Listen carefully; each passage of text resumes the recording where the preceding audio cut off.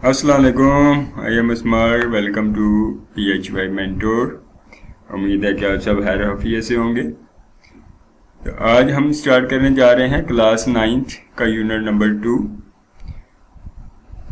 Rest and motion. हम terms of motion को study कर रहे थे। तो टर्म्स ऑफ मोशन में काफ़ी सारी टर्म्स हमने स्टडी कर ली, जिनमें पोजीशन है, डिस्टेंस है, डिस्प्लेसमेंट है, स्पीड है, वेलोसिटी है।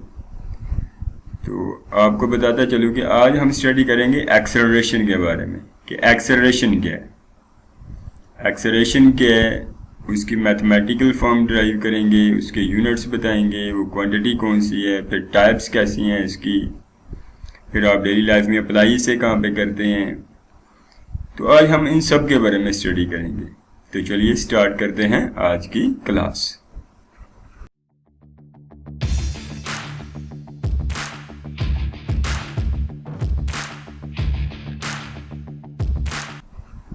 सबसे पहले देखिए एक्सेलरेशन है। एक्सेलरेशन को हम डिफाइन कैसे करेंगे? कहते हैं acceleration is defined as the rate of change of velocity of a body. यानी एक्सेलरेशन को हम कैसे डिफाइन करें कि ये आपके पास क्या है, rate of change of velocity है। यानी rate of change of velocity को आप एक्सेलरेशन कहते हैं। रेट का वर्ड जहाँ पे भी आ जाए तो समझे कि टाइम से वो डिवाइड हो रहा है। यानी यूनिट टाइम में आपने बताना है या किसी भी टाइम में आपने बताना है कि वेलोसिटी चेंज कैसी हुई है। तो वो चेंज इन वेलोसिटी ही आपकी क्या होती है, एक्सेलरेशन होता है। फिर है कि ये क्वांटिटी कौन सी है? कहता है it is a vector quantity, क्योंकि वेलोसिटी वेक्टर होगी तो एक्सेलरेशन भी वेक्टर होगा, इसकी भी कोई स्पेसिफिक डायरेक्शन होगी। तो एक्सेलरेशन भी वेलोसिटी की तरह एक वेक्टर क्वांटिटी है। तो आइए देखते हैं कि इसे मैथमेटिकल फॉर्म में कैसे लिखेंगे। तो कहता है acceleration is equal to change in velocity divided by time taken. तो चेंज क्या होता है आपके पास, फाइनल माइनस इनिशियल। तो चेंज इन वेलोसिटी क्या आ जाएगी, final velocity minus initial velocity. जब भी आप चेंज लेते हैं तो चेंज हमेशा फाइनल में से इनिशियल को माइनस कर दें तो आपके पास चेंज आ जाती है। तो इस चेंज इन वेलोसिटी की जगह पे आप लिख देंगे final velocity minus initial velocity divided by time taken. अब एक्सेलरेशन को छोटे a से रिप्रेजेंट करते हैं। फाइनल वेलोसिटी जब होगा तो वेलोसिटी v से रिप्रेजेंट करते हैं, तो फाइनल के लिए आपने f लगा दिया। इसी तरह इनिशियल वेलोसिटी के लिए आपका v i हो जाएगा divided by time taken small t। यानी a यहाँ पे एक्सेलरेशन को रिप्रेजेंट कर रहा है, vf फाइनल वेलोसिटी को, vi इनिशियल वेलोसिटी को, और t जो है वो टाइम को रिप्रेजेंट कर रहे हैं। तो इस तरह एक्सेलरेशन इक्वल हो जाएगा vf minus vi over t। या आप इसे इस तरह भी लिख सकते हैं, a is equal to delta v over delta t। a वही आपका एक्सेलरेशन है, डेल्टा का मतलब चेंज है, यानी change in velocity divided by change in time, delta t change in time. तो इस जो पीछे आपने पढ़ा a is equal to vf minus vi over t, तो इस vf माइनस vi को आपने क्या लिख दिया, डेल्टा v, और नीचे ये डेल्टा t। ये रिलेशन भी आपका एक्सेलरेशन का बन गया जो कि इक्वल होगा rate of change of velocity के। तो आइए अब हम इसके यूनिट देखते हैं। तो देखिए ऊपर वेलोसिटी है, तो वेलोसिटी का यूनिट आपने प्रूव किया मीटर पर सेकंड है। नीचे टाइम है, टाइम का स्टैंडर्ड यूनिट सेकंड। ये हम सिर्फ स्टैंडर्ड यूनिट बता रहे हैं जो सिस्टम इंटरनेशनल में यूज होते हैं। तो ये देखिए सेकंड नीचे आके इस सेकंड के साथ मल्टीप्लाई होगा तो ये आपका बन जाएगा मीटर पर सेकंड स्क्वायर।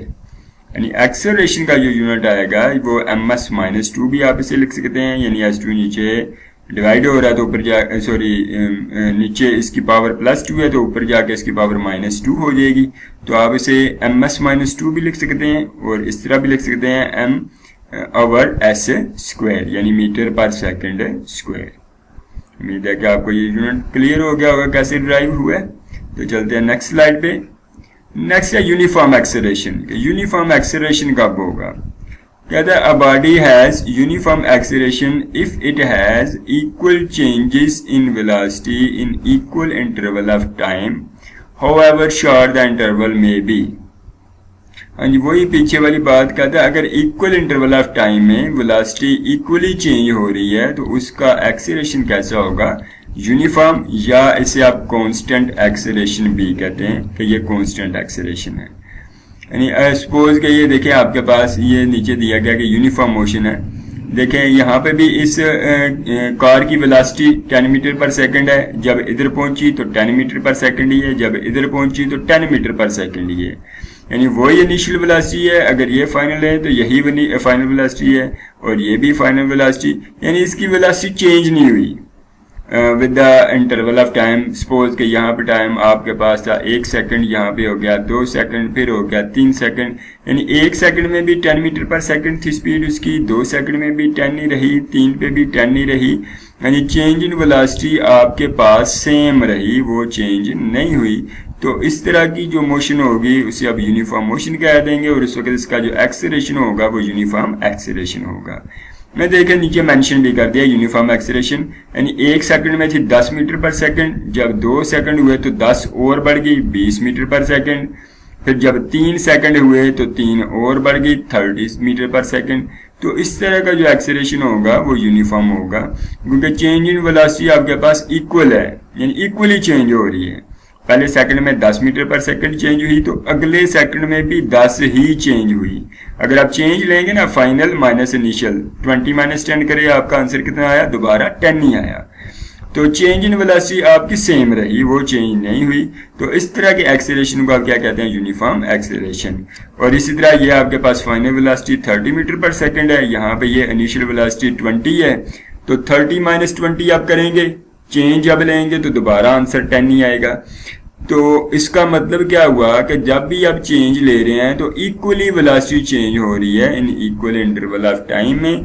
तो इस तरह के एक्सेलरेशन को आप कहते हैं यूनिफॉर्म एक्सेलरेशन। आज मैंने आपको टेबल नहीं बना के दिखाया, क्योंकि मैंने पिछले लेक्चर में कंप्लीट आपको डिटेल टेबल बना के दिखा दिया था कि ऐसे चेंज हो रही है और कांस्टेंट सबका सेम रहता है। ये भी सेम वही है, इक्वल इंटरवल ऑफ टाइम में इक्वली वेलोसिटी चेंज हो रही है, हर टाइम के बाद 10 की चेंजिंग आ रही है, 10 मीटर पर सेकंड की। तो इस तरह इक्वली वेलोसिटी चेंज होने की वजह से इसका जो एक्सेलरेशन होगा वो यूनिफॉर्म होगा, या उसे आप कहते हैं कांस्टेंट एक्सेलरेशन। उम्मीद है कि आपको यूनिफॉर्म एक्सेलरेशन या कांस्टेंट एक्सेलरेशन का कंसेप्ट क्लियर हो गया होगा। तो चलते हैं नेक्स्ट की तरफ। कहते हैं टाइप्स ऑफ एक्सेलरेशन, टाइप्स कौन सी हैं इसकी, पॉजिटिव एक्सेलरेशन हो सकता है, ग्रेविटेशनल एक्सेलरेशन हो सकता है, नेगेटिव एक्सेलरेशन हो सकता है। नेगेटिव एक्सेलरेशन के 2 और नाम है, डिसेलरेशन भी आप इसे कहते हैं, रिटार्डेशन भी इसे आप कहते हैं। तो ये तकरीबन 3 टाइप्स का हम एक्सेलरेशन, वैसे तो इसकी काफ़ी सारे टाइप्स हैं, आप आगे जाकर पढ़ेंगे। एंगुलर एक्सेलरेशन भी आएगा आपके पास, सेंट्रीपिटल एक्सेलरेशन भी आएगा आपके पास। तो मैं अभी उनको डिस्कस नहीं करना चाहता, क्योंकि आपके वो लेवल का नहीं, नेक्स्ट क्लासेस में जाएंगे तो आप खुद ही अंडरस्टैंड कर लेंगे, पता चल जाएगा आपको। अभी हम सिर्फ इन्हें देखेंगे, पॉजिटिव एक्सेलरेशन को, ग्रेविटेशनल एक्सेलरेशन को, और नेगेटिव एक्सेलरेशन को, या डिसेलरेशन को, या रिटार्डेशन को। तो देखिए पॉजिटिव एक्सेलरेशन क्या है। कहता है positive acceleration an increase in the velocity of an object during a given period of time. यानी टाइम के लिहाज से अगर किसी ऑब्जेक्ट की वेलोसिटी इंक्रीज हो रही है, बढ़ रही है, तो उस वक्त उसका जो एक्सेलरेशन होगा वो पॉजिटिव होगा। जिस तरह के ये देखें स्पीडिंग अप, जब आप स्पीड अप करते हैं, एक्सेलरेटर पे पाँव रखते हैं, रेस देते हैं गाड़ी को, तो उस वक्त आपका जो एक्सेलरेशन होगा वो पॉजिटिव होगा, उस वक्त वेलोसिटी भी जो होगी पॉजिटिव होगी। उस वक्त देखें एक्सेलरेशन और वेलोसिटी दोनों की डायरेक्शन भी कैसी होगी, सेम होगी।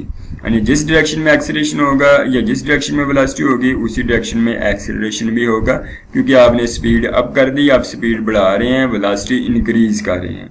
तो इंक्रीज इन वेलोसिटी की वजह से जो एक्सेलरेशन आपका आता है वो पॉजिटिव एक्सेलरेशन होगा। और नेक्स्ट है नेगेटिव एक्सेलरेशन, रिटार्डेशन या डिसेलरेशन। तो देखिए नेगेटिव एक्सेलरेशन में क्या है, कहता है a decrease in the velocity of an object during a given period of time. उसका रेसिप्रोकल है, यानी अगर किसी ऑब्जेक्ट की वेलोसिटी डिक्रीज हो रही है, स्पीड कम हो रही है, तो उस वक्त जो एक्सेलरेशन होगा वो नेगेटिव। देखिए स्लो डाउन, स्लो डाउन का मतलब आपने ब्रेक अप्लाई कर दी, तो जब आप ब्रेक अप्लाई कर देंगे एक्सेलरेशन नेगेटिव हो जाएगा। देखिए पॉजिटिव वेलोसिटी, वेलोसिटी आगे की तरफ है, क्यों आगे की तरफ है, क्योंकि यकदम गाड़ी नहीं रुकती, टाइम लेती है रुकते में, आहिस्ता आहिस्ता ब्रेक अप्लाई करने के बाद रुकती है। तो इसलिए एक्सेलरेशन तो आपका नेगेटिव हो जाएगा और उसकी डायरेक्शन वेलोसिटी के अपोजिट डायरेक्शन में होगी, दोनों की डायरेक्शन भी सेम नहीं रहेगी जब आप ब्रेक अप्लाई करते हैं या वेलोसिटी डिक्रीज हो रही हो। तो उस वक्त जो एक्सेलरेशन होगा उसे आप नेगेटिव एक्सेलरेशन भी कहेंगे, डिसेलरेशन भी कहेंगे और रिटार्डेशन भी कहेंगे। उम्मीद है कि ये कंसेप्ट आपको क्लियर हो गया होगा। तो चलते हैं नेक्स्ट की तरफ। नेक्स्ट है ग्रेविटेशनल एक्सेलरेशन। तो ग्रेविटेशनल एक्सेलरेशन को छोटे g से रिप्रेजेंट करते हैं। पीछे आपने देखा एक्सेलरेशन को सिर्फ छोटे a से रिप्रेजेंट कर रहे थे हम, लेकिन जब ग्रेविटेशनल की बात आएगी तो वो फिर g से रिप्रेजेंट करेंगे। तो ग्रेविटेशनल एक्सेलरेशन क्या है?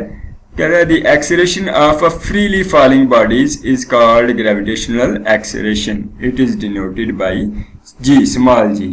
कह रहा है फ्रीली फॉलिंग ऑब्जेक्ट्स का जो एक्सेलरेशन होगा उसे आप ग्रेविटेशनल एक्सेलरेशन कहेंगे, और ये एक यूनिफॉर्म एक्सेलरेशन होता है अगर एयर रेजिस्टेंस ना हो तो। यानी वैक्यूम में ये आपके पास एक यूनिफॉर्म एक्सेलरेशन है, यानी तमाम चीज़ें एक यूनिफॉर्म एक्सेलरेशन के साथ नीचे आती हैं। उस यूनिफॉर्म एक्सेलरेशन को ही आप ग्रेविटेशनल एक्सेलरेशन कहते हैं। ग्रेविटेशनल एक्सेलरेशन का आइडिया कंसेप्ट सबसे पहले गैलीलियो ने दिया। उसने पीसा टावर जो कि इटली में है वहाँ ऊपर से दो सेम थिंग्स नीचे फेंकी, जिस तरह के ये फेंक रहे। एक उसने बाल ले लिया और दूसरा को लाइट मास ले लिया, जिस तरह के आप कह लें कि किसी परिंदे वगैरह का पर हो, विंग हो, उन दोनों को एक साथ ऊपर से छोड़ा और वो दोनों सेम टाइम में नीचे पहुंची।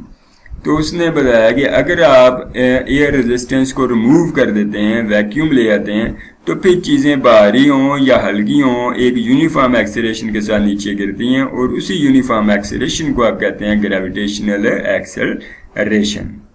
तो इनमें से ऐसे भी डिफाइन कर सकते हैं, acceleration due to gravity given its own special letter g। तो ग्रेविटी की वजह से भी जो एक्सेलरेशन होगा वो भी ग्रेविटेशनल एक्सेलरेशन ही होगा।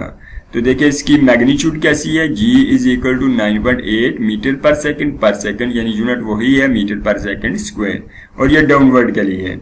अप्रॉक्सीमेटली इक्वल टू 10 हम ले लेते हैं इसे अपनी सहूलत के लिए, अदरवाइज इसकी एक्चुअल वैल्यू जो है वो 9.8 है। ये डाउनवर्ड के लिए है। डाउनवर्ड मैं आपको बताता हूँ उसने क्यों साथ मेंशन की है। तो अभी हम पहले देखते हैं ग्रेविटेशनल एक्सेलरेशन को कि कैसे ऊपर से नीचे चीजें गिरती हैं। तो चलिए देखते हैं।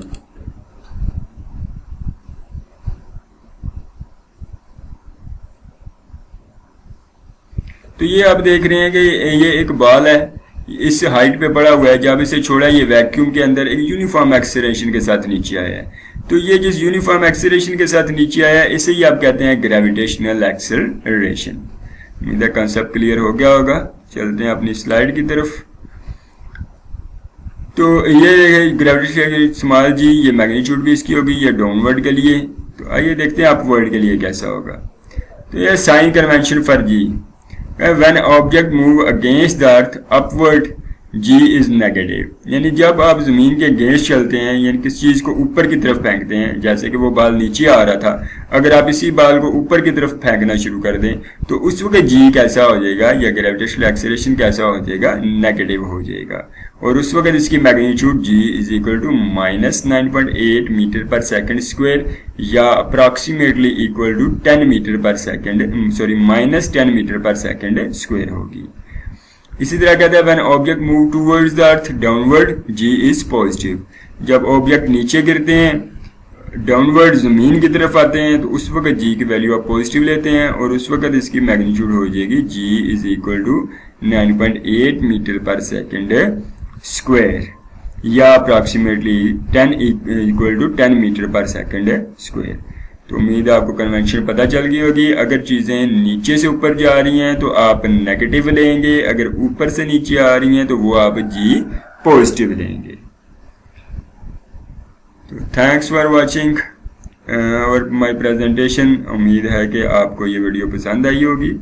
तो अगर कोई आपका कॉन्सेप्ट नहीं क्लियर हुआ तो लाजमी कमेंट बॉक्स में पूछिएगा। मैं एक्सप्लेन करता हूँ इतना जितना आपके लेवल का, उससे ऊपर मैं नहीं जाता। तो मिलते हैं इंशाल्लाह नेक्स्ट लेक्चर के साथ। अल्लाह हाफिज़।